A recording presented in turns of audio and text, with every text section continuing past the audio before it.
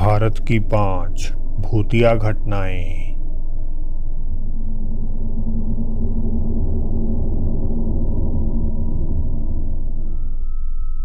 ये बात तब की है जब मैं 10वीं क्लास में पढ़ता था।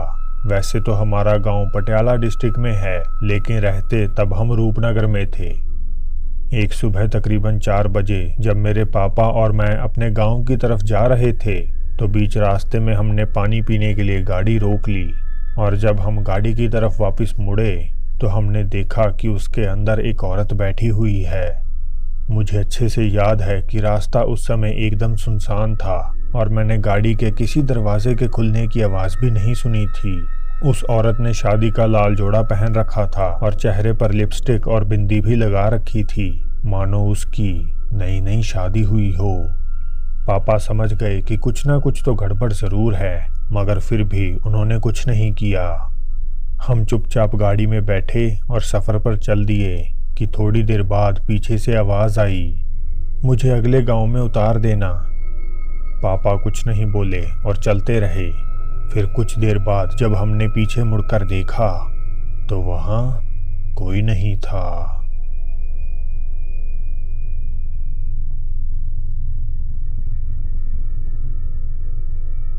एक बार मैं अपने दोस्त के साथ उसके हॉस्टल के कमरे में रुका हुआ था। कमरा कुछ खास बड़ा तो नहीं था, पर उसमें 4 सिंगल बेड पड़े होने के बावजूद भी ठीक ठाक जगह बची हुई थी। रात के तकरीबन 10 बज रहे थे और मुझे बहुत नींद आ रही थी। हमने सभी बेड्स को एक साथ जोड़ा और सोने की तैयारी करने लगे। मेरा दोस्त दरवाजे की साइड लेटा हुआ था और मैं खिड़की की तरफ। अचानक आधी रात में मेरी आंख खुल गई।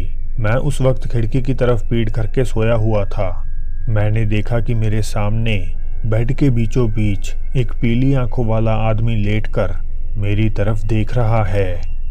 अभी मुझे जगे कुछ ही सेकंड्स हुए थे कि वो चीज़ एकदम से वहां से गायब हो गई, मानो वो मेरे आर पार होती हुई खिड़की से बाहर निकल गई हो।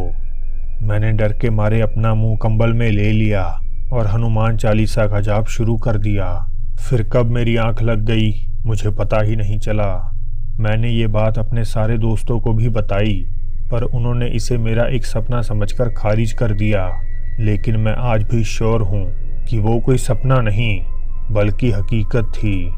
उस आदमी की पीली आंखें, तीखे दांत और हैरानी भरा एक्सप्रेशन कुछ ऐसा था मानो उसे यकीन ना हो रहा हो कि मैं उसे देख सकता हूँ।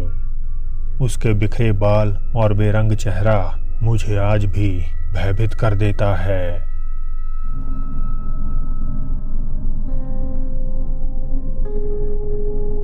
ये बात बेहद पुरानी है।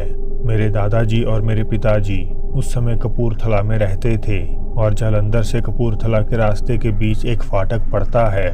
उस टाइम पर वो रास्ता आज के मुकाबले काफ़ी सुनसान था और मेरे दादाजी और पिताजी जब जालंधर से रात 3 या 4 बजे वापस आ रहे थे तो फाटक से 1-2 किलोमीटर पीछे उन्हें एक औरत दिखाई दी। वो उनसे रोती हुई बोली, मुझे भी कपूरथला जाना है, मुझे अपने साथ ले चलो। स्कूटर पर ऑलरेडी मेरे पिता और दादाजी बैठे हुए थे, तो उस पर जगह बिल्कुल भी नहीं थी। वो दोनों पहले ही समझ चुके थे कि कोई ना कोई गड़बड़ ज़रूर है, इसीलिए उन्होंने बिना कुछ बोले स्कूटर आगे की तरफ ले लिया।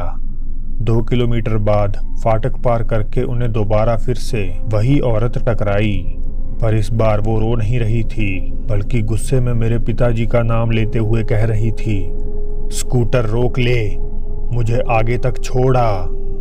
अब ऑब्वियस सी बात थी कि वो दोनों बहुत ज़्यादा डर चुके थे। उनसे जितना हो सका उन्होंने तेज स्कूटर भगाया और जल्दी से घर पहुंच गए। फिर जब सुबह हुई तो उन्होंने फाटक के गेटमैन को पूरी बात समझाई, जिसके जवाब में उसने कहा कि ये तो एक नॉर्मल बात है, यहाँ काफ़ी लोगों को पहले ही वो औरत दिखाई दे चुकी है।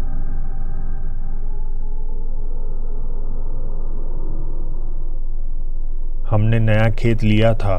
पिछले ही हफ्ते जब मैं रात में वहाँ पानी लगा रहा था तो काम करते हुए ऐसा लगा मानो कोई मुझे फॉलो कर रहा हो। मैंने कई बार चेक भी किया, बट मुझे वहाँ कोई भी नहीं मिला। इसे अपना वहम समझ मैं वापस काम पे लग गया, पर कुछ ही देर बाद मुझे अजीबोगरीब चीखें सुनाई देने लगीं। मैंने सोचा कि शायद ये कोई कुत्ता या बिल्ली होगी, पर ध्यान से गौर करने पर मुझे रियलाइज़ हुआ कि ये चीखें किसी बच्चे की हैं। अब मैं थोड़ा डर भी चुका था, क्योंकि खेत से सटकर एक शमशान घाट भी बना हुआ है। मैं सारी रात खेत को पानी भी लगाता रहा और गायत्री मंत्र का जाप भी करता रहा। वैसे तो सुबह तक सब कुछ ठीक रहा, मगर फिर भी सारी रात मुझे लगता रहा कि कोई ना कोई मेरे साथ यहाँ मौजूद है।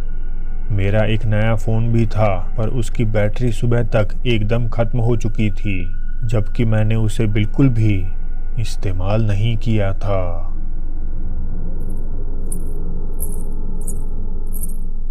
जो घटनाएं मैं आपको बताने जा रहा हूँ वो रात तकरीबन 1 बजे की हैं।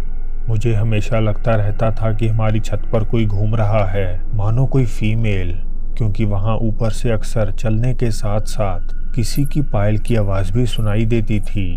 वैसे तो मैंने कभी इन पर ज़्यादा गौर नहीं किया, क्योंकि मैं भूत प्रेत में विश्वास नहीं रखता, मगर एक दिन जब पायलों का शोर ज़्यादा ही तेज़ हो गया तो मैंने ऊपर जाने का सोचा, मगर मेरे वहाँ पहुँचते ही छत से आ रही सारी आवाज़ें पूरी तरह शांत हो गईं। अगले कई महीनों तक सब कुछ नॉर्मल रहा, किसी तरह की कोई एक्टिविटी नहीं हुई।